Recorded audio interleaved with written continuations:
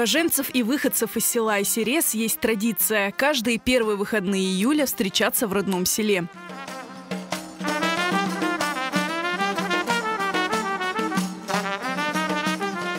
Они собираются у восстановленной своими силами старинной мечети. Встреча начинается прочтением молитвы в память о тех, кто так и не смог вернуться на родину.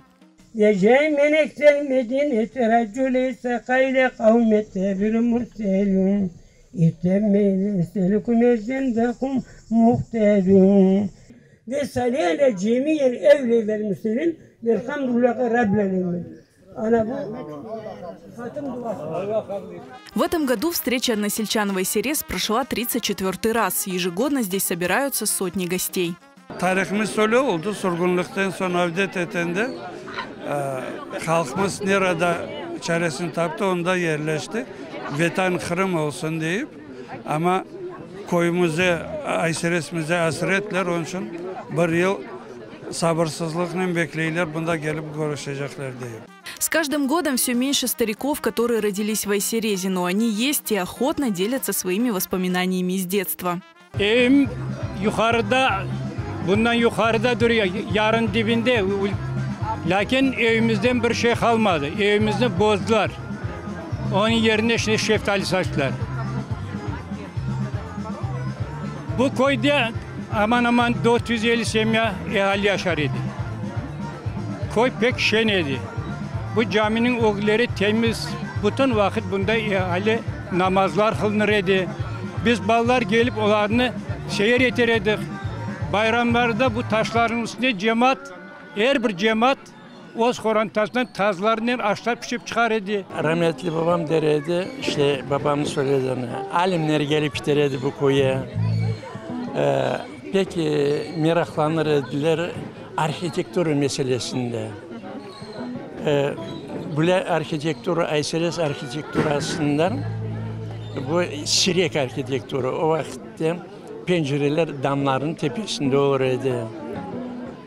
Bir alim onu nette pek meraklandı. Ne için böyle deyip. Sonra konuşup onun arhitektürasını geliştirmeyi istedi. Bugün de o malumat Moskova'da saklanıp kalmakta arşivde. Айсерес – красивейшее село среди причудливых судакских скал. Оказавшись вдали от родины, уроженцы села рассказывали о родном крае, как о настоящей сказке. Своим детям и внукам они привили любовь к Айсерезу. Anam Ayseresli. Biz Kırım'a 1771 senesi geldik. Ayseres. Her yıl Eylül başında biz gelemiz Ayseres'e. Günler geçti, yıllar geçti. Biz unutmadık Ayseres'ni. Ana vatan deyip aytkanlar, ana gibi tatlı vatan.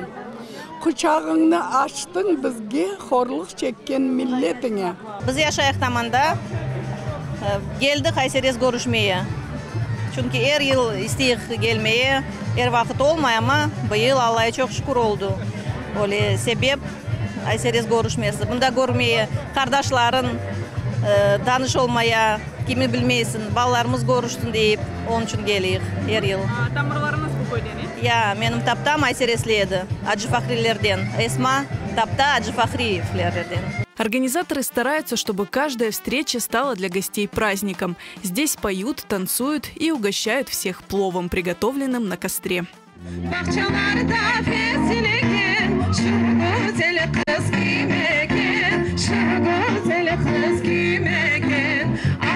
Civanım gel yanıma, incileri